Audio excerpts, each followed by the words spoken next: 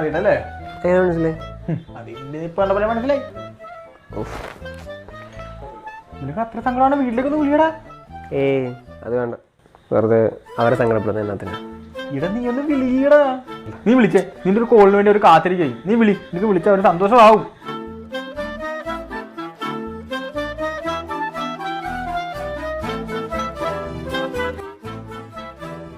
അച്ഛാ, എന്തെടുക്കോ? മോനടാ, ഞാനും അമ്മയും കൂടെ ഒരു പടത്തിന് വന്നു.